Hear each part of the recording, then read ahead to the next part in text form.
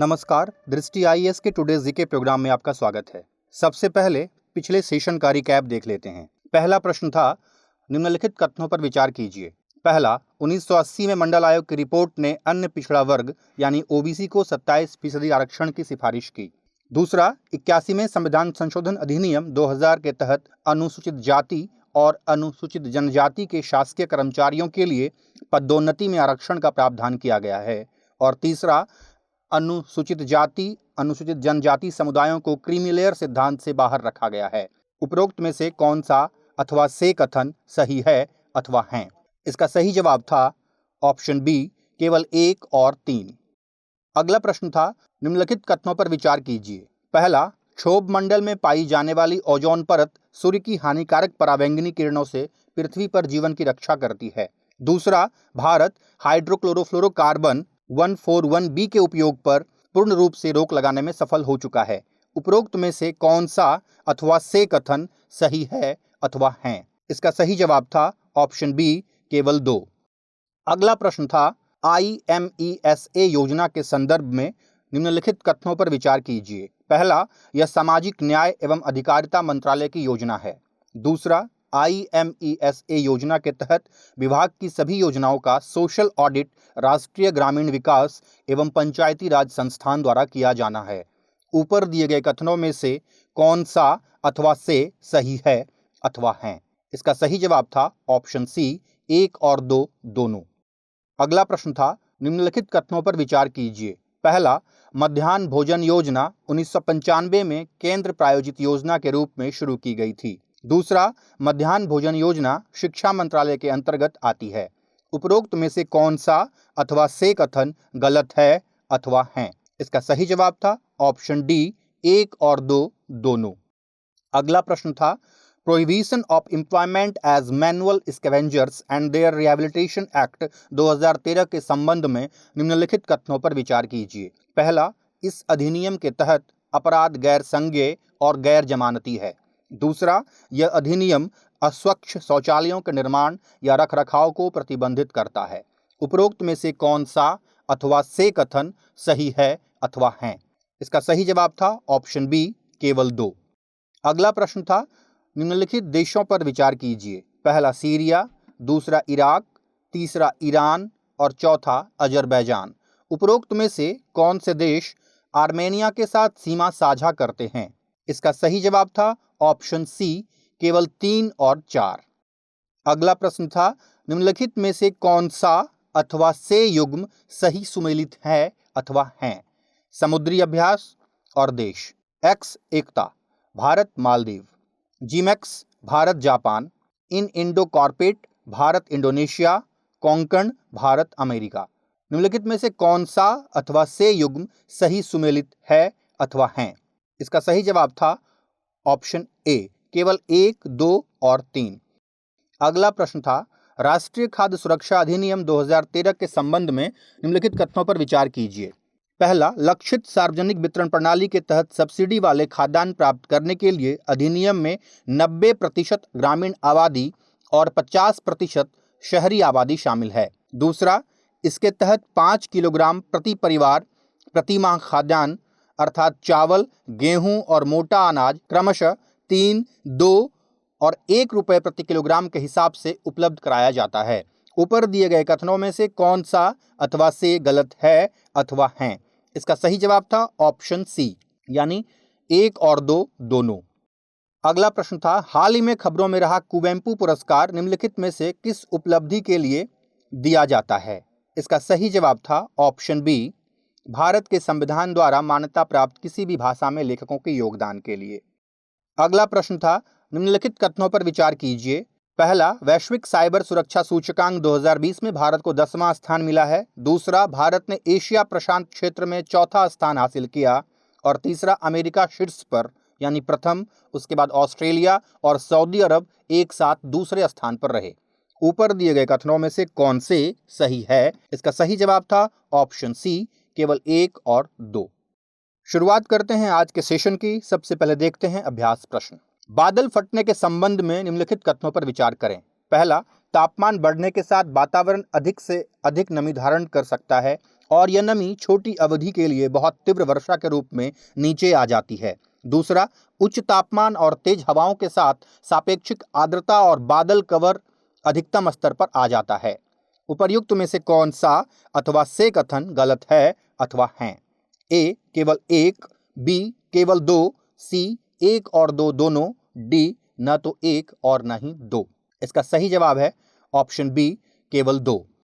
हाल ही में भारत में कई स्थानों से बादल फटने की सूचना मिली है। बादल फटना छोटी अवधि की एक छोटे से क्षेत्र में तीव्र वर्षा की घटनाएं हैं। यह घटना लगभग 20 से 30 वर्ग किलोमीटर की भौगोलिक क्षेत्र में 100 किलोमीटर प्रति घंटा से अधिक अप्रत्याशित वर्षा के साथ घटित होती है। भारतीय उपमहाद्वीप में यह आमतौर पर तब होता है जब मानसूनी बादल उत्तर की ओर बहते हैं।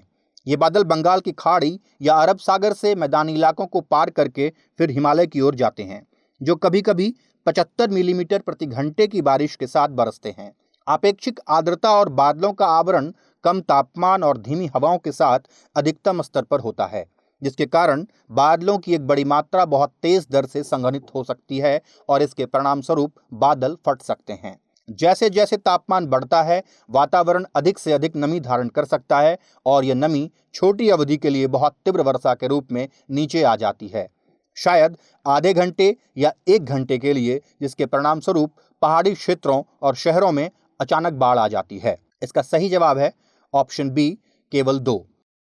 हमारे वीडियो अंग्रेजी में देखने के लिए फॉलो करें हमारा ही दूसरा यूट्यूब चैनल दृष्टि IAS इंग्लिश। अब शुरुआत करते हैं आज के सेशन की। पहला प्रश्न है, निम्नलिखित कथनों पर विचार कीजिए। पहला, हर साल 15 फरवरी विश्व पेंगोलिन दिवस के रूप में मनाया जाता है। दूसरा, भारतीय पेंगोलिन केवल भारत में पाए जाते हैं। और तीसरा, भारतीय पेंगोलिन को IUCN की रेड सूची में गंभीर रूप से संकटग्रस्त यानी क्रिटिकली इंडेंजर्ड के रूप में सूचीबद्ध किया गया है। उपरोक्त में से कौन सा अथवा से कथन सही नहीं है अथवा हैं? ए केवल एक, बी केवल एक और दो, सी केवल 2 और 3, डी 1, 2 और 3। इसका सही जवाब है ऑप्शन डी 1, 2 और 3। हाल ही में नोएडा में बहलोपुर इलाके में सड़क किनारे एक पेंगोलिन को बचाया गया। हर साल फरवरी के तीसरे शनिवार को विश्व पेंगोलिन दिवस के रूप में मनाया जाता है। भारतीय पेंगोलिन शुष्क क्षेत्र, उच्च हिमालय और उत्तर पूर्व को छोड़कर भारत में व्यापक रूप से पाए जाते हैं। ये प्रजाति बांग्लादेश, पाकिस्तान, नेपाल और श्रीलंका में भी पाई जाती है। भारतीय पेंगोलिन को IUCN की रेड सूची में लुप्तप्राय यानी इंडेंजर्ड के रूप में सूचीबद्ध किया गया है। इस प्रकार इस प्रश्न का सही जवाब है ऑप्शन डी 1, 2 और 3। अगला प्रश्न है, निम्नलिखित में से कौन सा अथवा से प्रकाश प्रदूषण के परिणाम हैं? पहला, यह मानव नींद को प्रभावित करता है। दूसरा, कीड़ों और पशुओं के प्रवासन पैटर्न में बदलाव करता है। नीचे दिए गए कूट का प्रयोग कर सही उत्तर चुनिए। ए केवल एक, बी केवल 2, सी दोनों 1 और 2, डी न तो 1 और न ही 2। इसका सही जवाब है ऑप्शन सी दोनों 1 और 2। हाल ही में एक रिपोर्ट में यह पाया गया कि विश्व स्तर पर रातों में रोशनी की मात्रा में तेजी से वृद्धि हो रही है। इसके लिए बढ़ता शहरीकरण, नई स्ट्रीट लाइटों की स्थापना, सुरक्षा फ्लड लाइट्स और बाहरी सजावटी प्रकाश व्यवस्था जिम्मेदार है।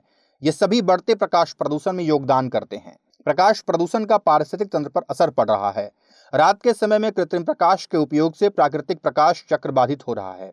आसमान में रोशनी बढ़ने से इंसान की नींद प्रभावित हो सकती है।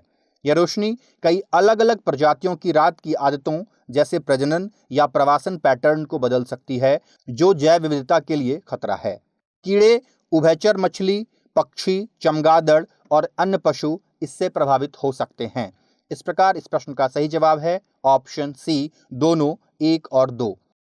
अगला प्रश्न है, निम्नलिखित कथनों पर विचार कीजिए। पहला, बीटी कपास एकमात्र आनुवांशिक रूप से संशोधित GM फसल है जिसे भारत में खेती के लिए अनुमति दी गई है। दूसरा, संयुक्त राज्य अमेरिका आनुवांशिक रूप से संशोधित सोयाबीन का सबसे बड़ा उत्पादक है। निम्नलिखित में से कौन सा अथवा से कथन सही है अथवा हैं? ए केवल एक, बी केवल 2, सी 1 और 2 दोनों, डी न तो 1 और न ही 2। इस प्रश्न का सही जवाब है ऑप्शन सी 1 और 2 दोनों। पोल्ट्री उद्योग महामारी के कारण पिछले 18 महीनों से घाटे का सामना कर रहा है। इस उद्योग ने केंद्र सरकार से किसानों की कैप्टिव खपत के लिए आनुवांशिक रूप से संशोधित क्रस्ड सोया बीजों के आयात की अनुमति देने की मांग की है। बीटी कपास एकमात्र आनुवांशिक रूप से संशोधित फसल है जिसकी भारत में खेती के लिए अनुमति दी गई है। संयुक्त राज्य अमेरिका आनुवांशिक रूप से संशोधित सोयाबीन का सबसे बड़ा उत्पादक है। इस प्रकार इस प्रश्न का सही जवाब है ऑप्शन सी, 1 और 2 दोनों। अगला प्रश्न है, भारतीय जनजातीय सहकारी विपणन विकास परिसंघ के संबंध में निम्नलिखित कथनों पर विचार कीजिए। पहला, यह जनजातियों को अपना उत्पाद बेचने के लिए सुविधा और सेवा प्रदाता के रूप में कार्य करता है। दूसरा, यह एक राष्ट्रीय स्तर का शीर्ष संगठन है जो संस्कृति मंत्रालय के प्रशासनिक नियंत्रण में काम करता है। उपरोक्त में से कौन सा अथवा से कथन सही है अथवा हैं?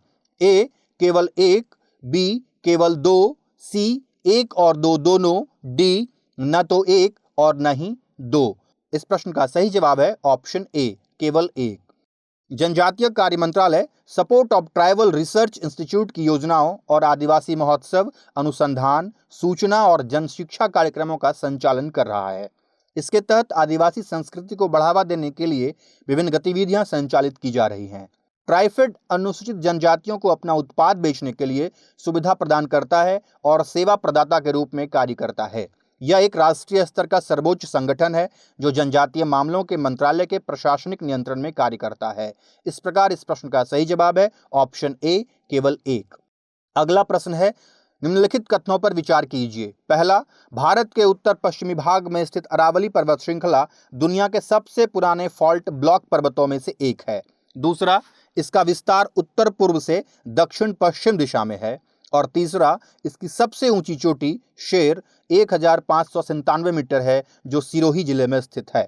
उपरोक्त में से कौन सा अथवा से कथन सही है अथवा हैं? ए, केवल 1 और 2, बी, केवल 2, सी, केवल 2 और 3, डी, 1, 2 और 3। इस प्रश्न का सही जवाब है ऑप्शन बी, केवल 2। सुप्रीम कोर्ट द्वारा नियुक्त एक समिति ने अरावली जैव विविधता पार्क और विस्तारित रिज क्षेत्र से होकर गुजरने वाले प्रस्तावित Delhi Alwar high speed rail corridor की एक खंड के निर्माण की अनुमति देने के लिए शीर्ष अदालत से सिफारिश की है। सिफारिश में कहा गया है कि यह परियोजना सार्वजनिक हित में है और इसमें पेड़ों की कटाई शामिल नहीं है।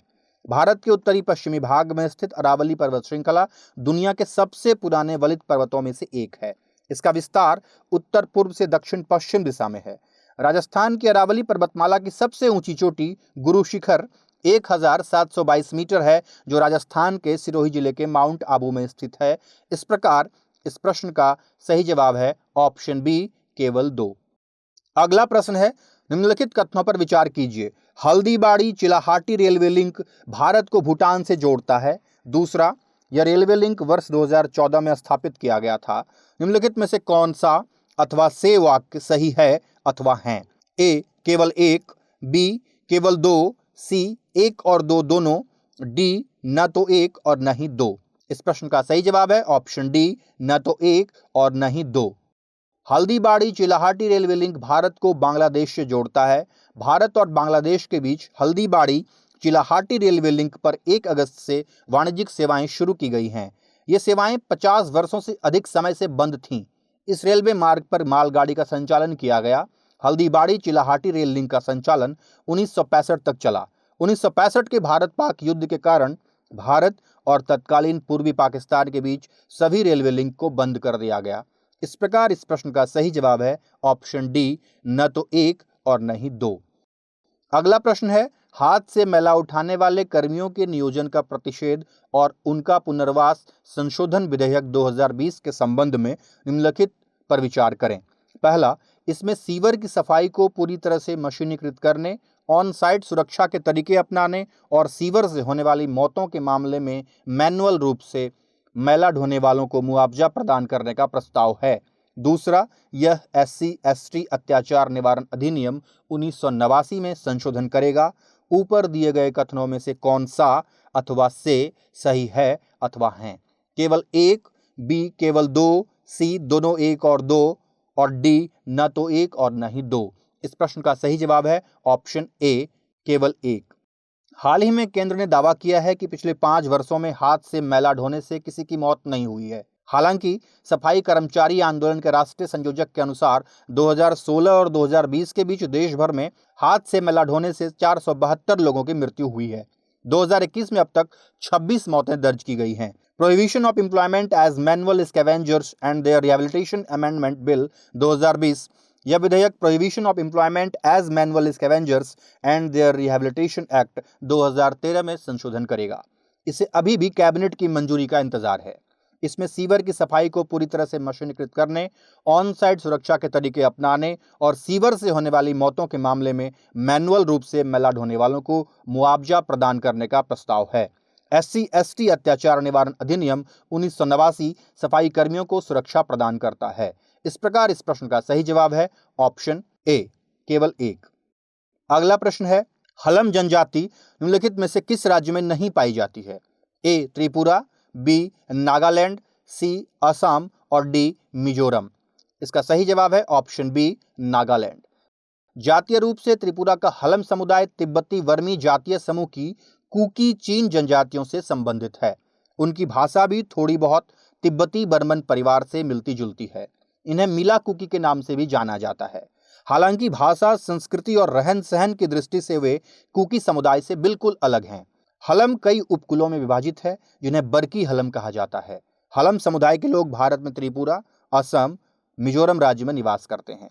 इस प्रकार इस प्रश्न का सही जवाब है ऑप्शन बी, नागालैंड। अगला प्रश्न है, निम्नलिखित कथनों पर विचार कीजिए। पहला, हाल ही में भारत को 6ठी बार संयुक्त राष्ट्र सुरक्षा परिषद में अस्थायी सदस्य के रूप में स्थान मिला है।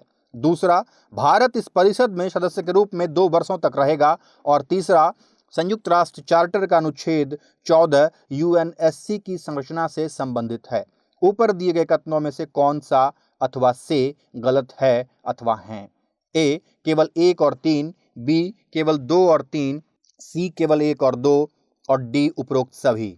इस प्रश्न का सही जवाब है ऑप्शन ए, केवल 1 और 3। प्रधानमंत्री नरेंद्र मोदी पहले भारतीय प्रधानमंत्री होंगे जो संयुक्त राष्ट्र सुरक्षा परिषद की बैठक की अध्यक्षता करेंगे। भारत ने अगस्त महीने के लिए UNSC की अध्यक्षता की कमान संभाली है। भारत ने हाल ही में UNSC में 8वीं बार अस्थायी सदस्य के रूप में प्रवेश किया है। भारत इस परिषद में सदस्य के रूप में 2 वर्षों यानी 2021 और 22 तक रहेगा। संयुक्त राष्ट्र चार्टर द्वारा संयुक्त राष्ट्र सुरक्षा परिषद संयुक्त राष्ट्र के 6 मुख्य अंगों की स्थापना की गई है। संयुक्त राष्ट्र चार्टर का अनुच्छेद 23 UNSC की संरचना से संबंधित है।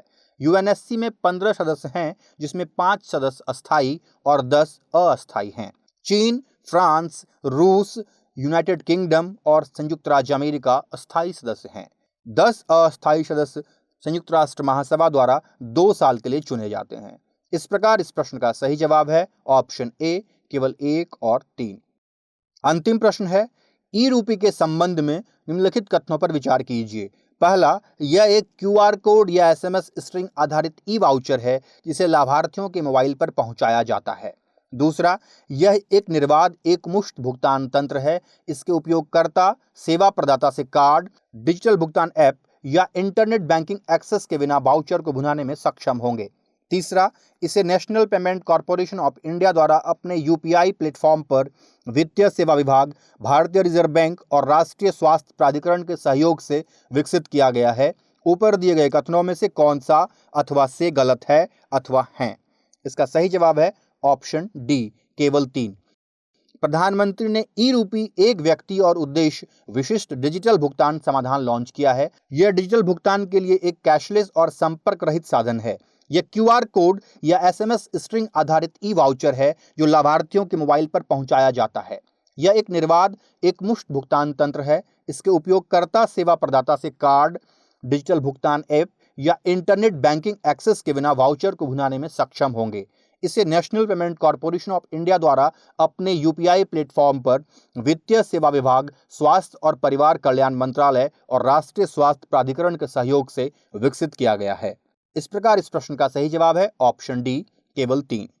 अब बारी है आज के अभ्यास प्रश्न की। किस जड़ी बूटी को विथानिया सोमनीफेरा या आमतौर पर इंडियन विंटर चेरी के नाम से भी जाना जाता है? ए गिलोय, बी अश्वगंधा, सी सर्पगंधा और डी दालचीनी।